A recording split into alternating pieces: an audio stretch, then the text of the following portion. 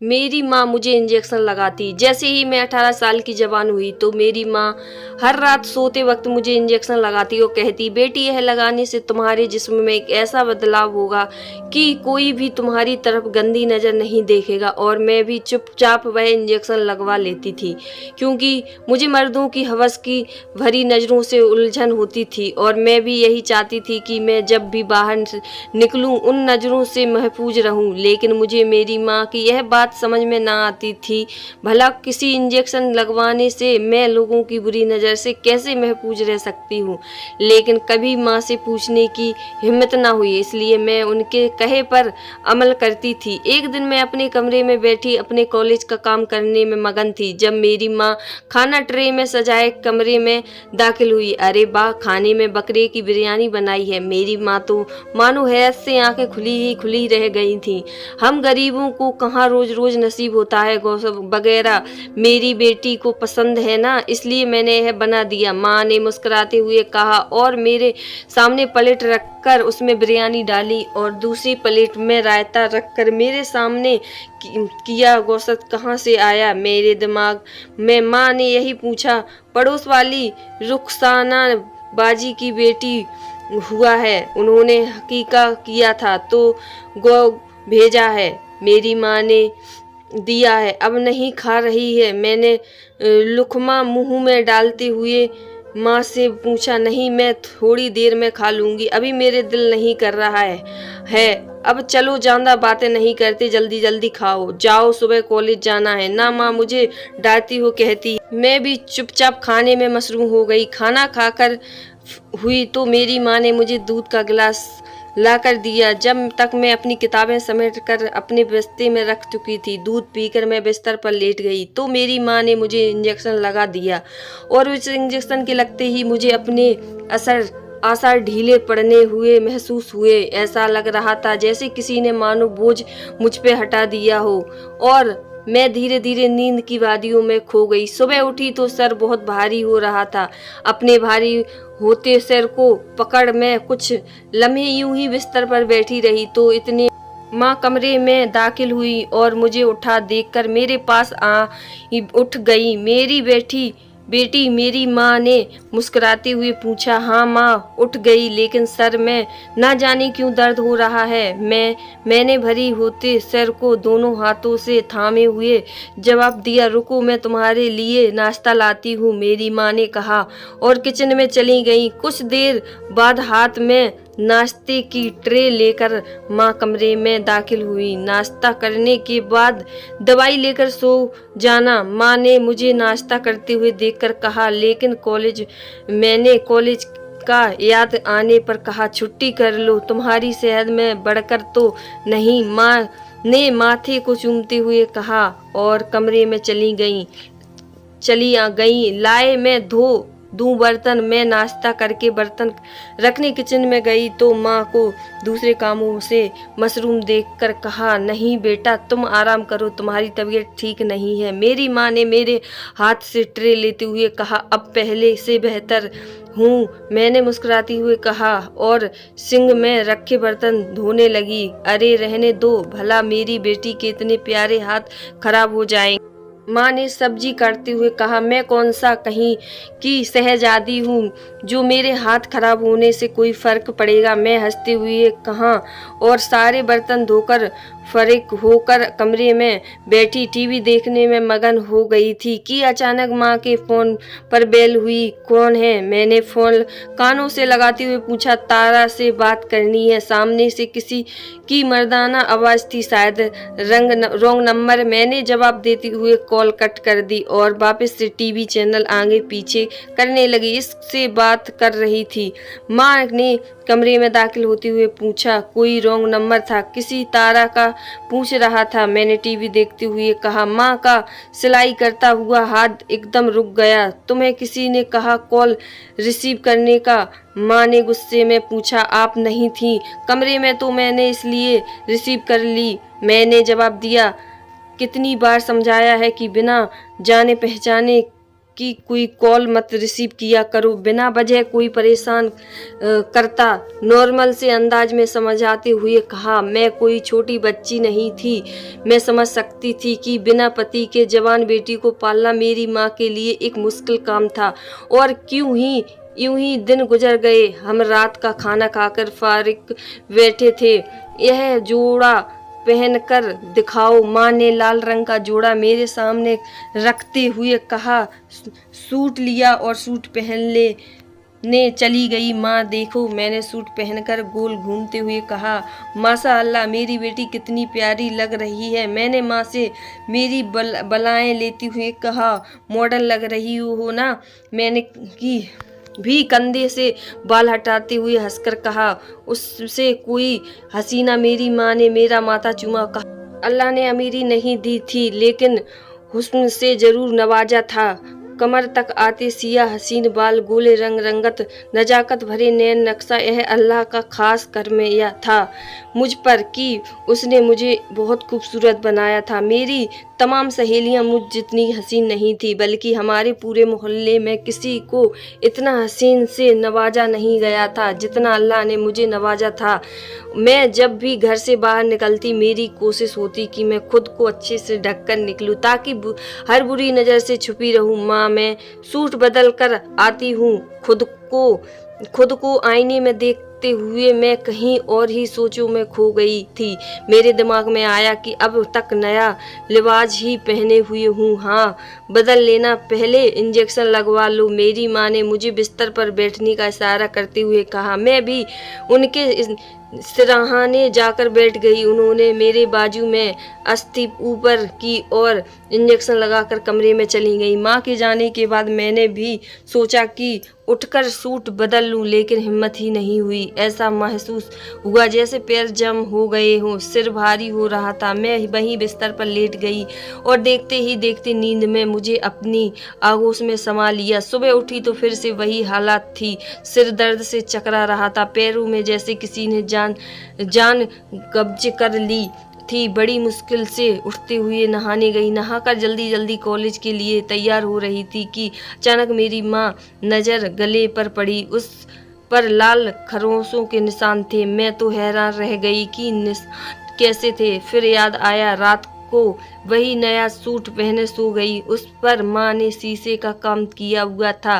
नींद में उसकी वजह से ही निशान और खरोंचे आ गई होगी। जल्दी नाश्ता किया और कॉलेज के लिए रवाना हो गई। वापस आई तो इतनी थकी हुई थी कि बिना दोपहर का खाना खाए कपड़े बदलकर मैं वापस सो गई। शाम में आँख खुली तो माँ चाय का कप बिस्किट ले आई। चाय पीने के बाद मैं कॉलेज का काम में मशरूम हो गई। काम के दौरान मुझे अपनी दोस्त की कॉलेज में कहीं या बात याद आई। तुम दिन पर दिन चेंज नहीं होती जा रही हो क्या?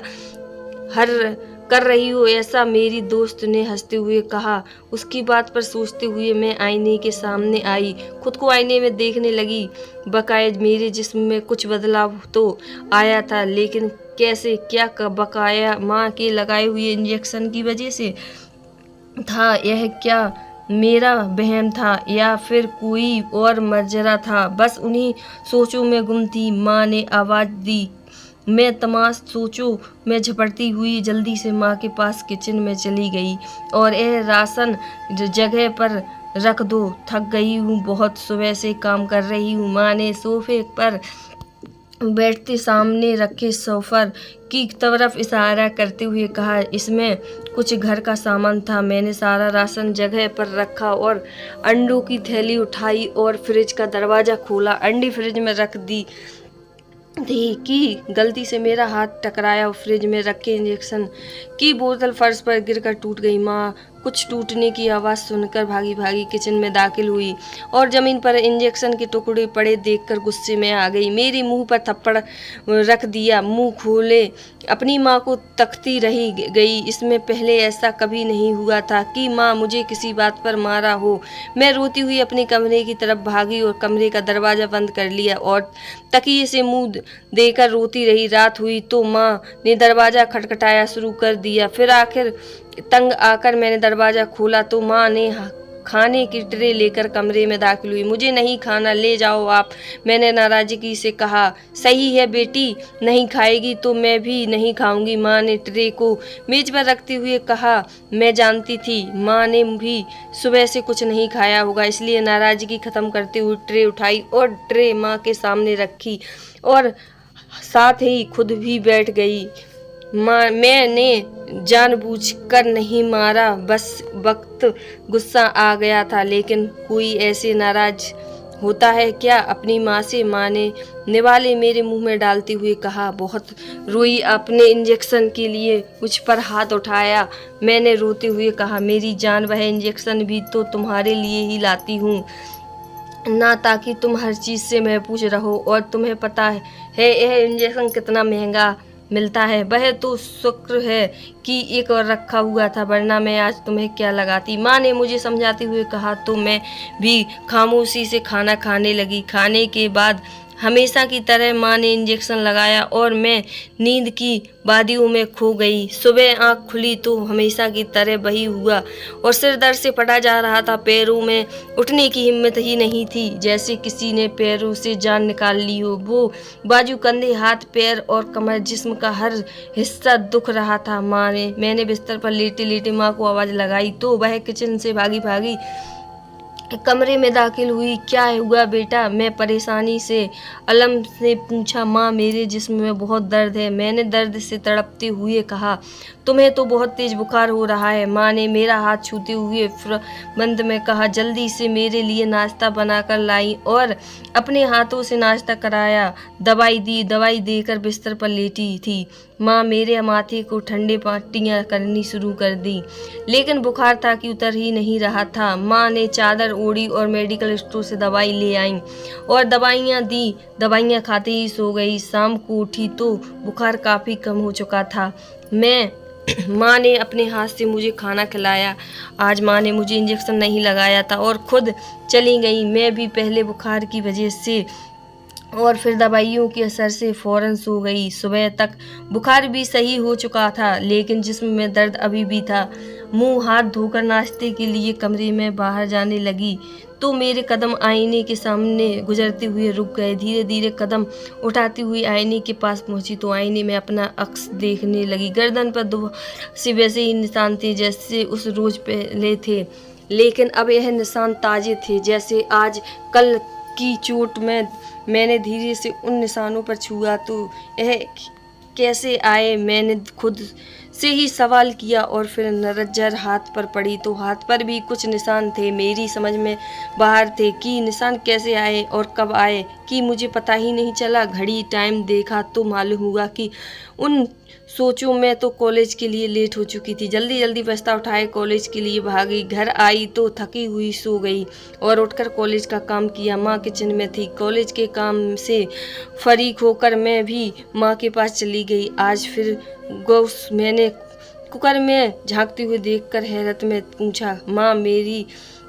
हाँ मेरी बेटी को पसंद है ना? माँ ने कुकर में चम्मच डालते जवाब दिया। मैंने कहा कि कहाँ से आया है तो माँ ने चम्मच हिलाते हुए रुक गया और बोली कि सिलाई के लिए अच्छे खासे जोड़े मिल गए थे, बस उनके पैसों से मिले तो सोचा आज गो बना लूं। मेरी बेटी को तो पसंद है। उन्होंने मुझे देखा, फिर नजरें इधर उधर करते हुए जवाब दिया, ना जाने मेरा दिल बेफिक्र ना हो रहा था। खैर फिर हमने खाना खाया और खाने के बाद माँ मुझे इंजेक्शन लगाने के लिए इंजेक्शन लेने किचन में चली गई थी कि किचन में माँ के चिल्लाने की आवाज़ आई। मैं परेशान सी भागती हुई किचन में दाखिल हुई। माँ का पाँव फिसल गया था, वह गिर गई थी, साथ ही उनके हाथ में मौजूद इंजेक्शन भी था। मैंने माँ को सहारा देते हुए उठाया, लेकिन उनसे उठाई नहीं जा रहा था। उनके पैरों में मोच आ गई थी। माँ को सहारा देते हुए कमरे तक लाए और उन्हें बिस्तर पर लिटाया। उनके पैरों में सूजन हो चुकी थी। मैंने जल्दी से दवाइयाँ लगाकर पट्टी बांधी, सिर की गोली देकर उन्हें सुलाया और कमरे में आ गई। अजीब सी कैफियत हो रही थी, इतना दिल घबरा रहा था और ऊपर से यह नींद आंखों में कोसों दूर थी। सोने के लिए आंखें बंद करके लेटी तो एकदम गर्दन पर मौजूद निशान के बारे में याद आ गया। फिर से दिमाग में ढेरों सवाल भरने लगे थे। मेरे हाथ और गर्दन पर निशान कैसे आए? बहुत देर तक इस बारे में सोचती रही, लेकिन कुछ समझ न आ रहा था। आखिर परेशान आकर उन तमाम ख्यालों को झटका और सोने की कोशिश करने लगी। सुबह उठी तो ना सिर भारी हुआ और ना ही जिस्म दर्द था। मुझे काफ़ी हैरत हुई और फिर मुझे याद आया कि मैं कल बिना इंजेक्शन लगवाए ही सोई थी। शायद इसलिए मुझे रात को भी देर से नींद आई थी और उस इंजेक्शन की वजह से मेरे जिस्म में दर्द रहता था। मैंने फैसला किया कि उन निशान के बारे में माँ को बताऊंगी। यह भी कि शायद वह मेडिकल वाला माँ को गलत इंजेक्शन दे रहा है, जिसकी वजह से मैं शायद मेरी तबीयत खराब रहने लगी है। और फिर मैं कॉलेज की छुट्टी करके घर के कामों में मसरूम हो गई। माँ का और अपना नाश्ता बनाया, घर की सफाई, बर्तन धोए, कामों में फर्क हुई तो मोहल्ले में कुछ औरतों माँ की तबीयत का मालूम करने घर आईं, क्योंकि माँ रोज़ दोपहर में मोहल्ले में आए हुए सब्जी वाले भाई से सब्जी लेती थी, तो मोहल्ले की काफ़ी औरतों भी उनसे लेती थी, इसलिए माँ की रोज़ सबसे मुलाकात होती थी। आज माँ की सब्जी लेने ना आते देखकर वह उनकी तबीयत पूछने घर आ गईं। मैंने मेहमानों के लिए चाय बनाई और माँ की सबसे बातें की मगन हो गई थी। किचन में खड़ी चाय के बर्तन धो रही थी कि अचानक से मेरे पेट में बहुत दर्द उठा, उल्टी होने लगी। बड़ी मुश्किल से मुंह पर हाथ रखते हुए बाथरूम तक गई। कुछ देर बाद मेरी हालत दर्द से निढाल हो गई थी। अरे बच्ची को अस्पताल लेकर जाओ, कैसी परेशान हो गई है। थोड़ी देर में मोहल्ले की औरतें मुझे परेशान होता हुआ देखकर कहा, लेकिन रुखसाना के तो खुद के पैर में मूछ है, बेचारी कैसे ले जाएगी। दूसरी औरत ने अपनी राय पेश की, और बेटा तुम्हें अस्पताल देखा है तो ले जाती हूँ। खाला ने चादर उड़ाते हुए कहा, अरे बहन आप बिना वजह परेशान होती हो, कुछ उल्टा सीधा खा लिया होगा तभी तबीयत खराब हुई है। सुबह हो गई जाएगी, मैं दवाई दे दूंगी तो ठीक हो जाएगी। माँ ने उन्हें उड़ते हुए देखा, कहा, मैं तो सबको देख रही थी, मेरी तो दर्द से जान निकल गई थी। नहीं बहन परेशानी कैसी, आपकी बच्ची हमारी बच्ची है। बात है मेरा घर तो वैसे भी मोहल्ले के अस्पताल के पास ही है, मैं ले जाती हूँ। उस औरत ने माँ को कहा। माँ उन्हें मना कर रही थी, लेकिन उनकी इतनी जिद करने पर माँ को आखिर अब मुझे जाने की इजाज़त देनी पड़ी। मोहल्ले के अस्पताल में मैं बैठी अपने नंबर आने का इंतज़ार कर रही थी। मेरा नंबर आने में टाइम था। वहाँ पहले ही काफ़ी मरीज इंतज़ार में बैठे हुए थे। मोहल्ले के अस्पताल में बैठी अपने नंबर आने का इंतज़ार कर रही थी। मेरा नंबर आने वक्त था। वहाँ पहले ही काफ़ी मरीज बैठे हुए थे। मेरे बच्चे ट्यूशन से आने वाले होंगे, घर पहुँचे तो दरवाजे पर ताला देखकर परेशान हो जाएंगे। खाला ने मुझे कहा, जी मैं खुद डॉक्टर को दिखवा कर घर चली जाऊँगी, फिक्र होकर घर जाए। मैंने तसल्ली दी और इनके जाने के बाद अपनी बारी का इंतज़ार करने लगी। डॉक्टर ने मुझे चेक करके अल्ट्रासाउंड करवाने को कहा। मैंने फ़ौरन ही अल्ट्रासाउंड करवा लिया। मैंने अल्ट्रासाउंड को देखकर मेरे पैरों तले ज़मीन निकल गई। मेरे पेट में एक नहीं बल्कि तीन बच्चे थे। मेरी रूह फना हो गई। मेरा दिल चाहा ज़मीन फटे और उसमें समा जाऊं। भला कैसे मुमकिन है, माँ बनने वाली थी। मैं बिना बेहाई उम्मीद से थी। मैं शुक्र अदा किया कि खाला पहले ही जा चुकी थी, वरना यह बात उनके सामने पता चलती तो मेरे लिए तो मरने का मुकाम होता। सारे मोहल्ले में मेरी इज्जत चली जाती और मुझे डॉक्टर ने दवाइयाँ लिख कर दी और घर वापस आ गई। सारे रास्ते में सोच में थी कि समझ में नहीं आ रहा था कि क्या करूं ना करूं, क्या हो गया है मेरे साथ और कैसे किससे क्या था। यह सब मुझे तो कुछ भी मालूम नहीं था। माँ को कैसे बताऊं यह सब बातें। यह मेरा यकीन करेगी कि मैं बेकसूर हूँ या नहीं। ये मेरे खुदा, यह क्या हो गया मेरे साथ, मैं क्या करूं अब। मैंने अपना सर अपने हाथों में पकड़ा और घर आते ही अपने कमरे में घुस गई। हिम्मत ही ना थी माँ के सामने जाने की। सारी जिंदगी जहाँ मेरी माँ ने शराफत से इज्जत से अपनी जगह बनाकर, वह अब इनकी बेटी के दामन दागदार होने वाला था। सबको पता चलेगा तो क्या कहेंगे, माँ को पता चलेगा तो वह क्या करेगी, क्या वह बर्दाश्त कर पाएगी। इतना बड़ा सदमा नहीं सोचा। मैं उलझनों में हुई थी, ना जाने कब मेरी आंख लग गई। सुबह उठी तो माँ का पैर बिल्कुल ठीक हो गया था और वह वापस से घर में चल फिर रही थी। कहा था? डॉक्टर ने, माँ ने मुझसे पूछा। कुछ नहीं कह रहे थे, पेट खराब हो गया था, कुछ गलत खा लिया था। मैंने नजरें चुराए झूठ बोला। सच कहने की हिम्मत नहीं थी और ना ही नजरें मिलाने की। तुम आराम करो, देखो रंग कितना फीका पड़ गया है। मैं नाश्ता लाती हूँ, माँ ने कहा और किचन में चली गई और मैं उन्हीं सोचों में गुम हो गई।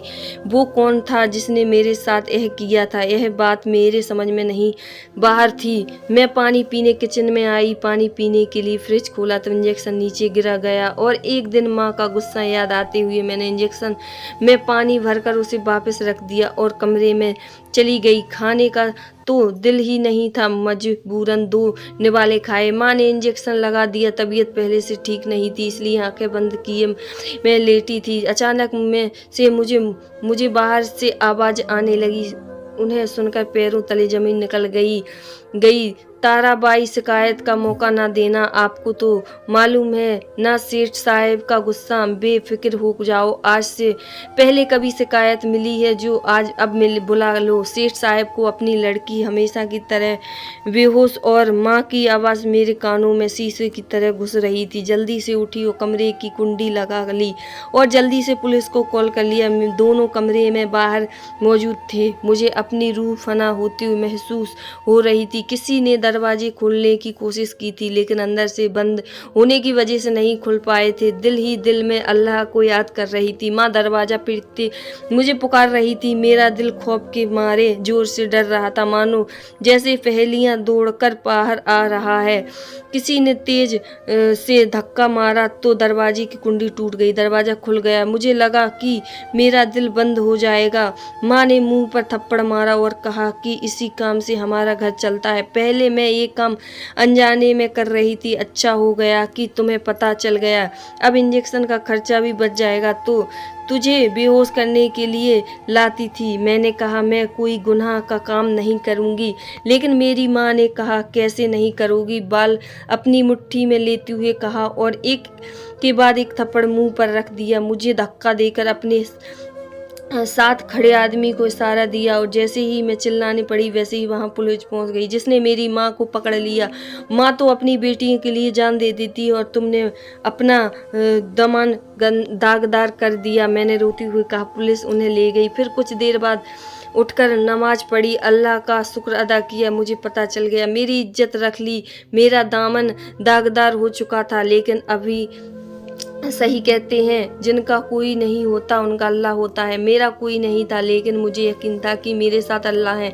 इस हादसे से को चंद दिन गुजरे। मेरे कॉलेज में मेरी गैर हाजिरी में एक लड़का जो कि मुझसे दोस्ती करता था मेरे घर आ पहुंचा और बार बार शादी की पेशकश करने लगा, जिस पर दंग आकर मैंने अपनी जात के तमाम राज अपने सामने खोल कर रख दिए। जिस पर उसने मुझे वादा किया कि यह मुझे ना सिर्फ शादी करेगा बल्कि मेरी औलाद को अपना नाम देगा। और अब हमारी शादी को 4 साल गुजर गए। मेरे लिए मेरा माजी का एक भयानक हो उसके सिवा और कुछ भी नहीं है। मेरे शौहर बहुत अच्छे थे। अल्लाह ने मुझे 3 बेटे 1 बेटी दी, लेकिन मेरे सामने मेरे बच्चे में फ़र्क ना किया। दुनिया के लिए सामने मेरे बच्चे का बाप नाम दिया, जिसने बाप का नाम दिया मैं खुद नहीं जानती। मेरी माँ अब जेल में पागल हो चुकी थी। मेरा इस बात पर कोई यकीन नहीं था। गहरा हो गया, जितना कोई नहीं उनका अल्लाह होता है।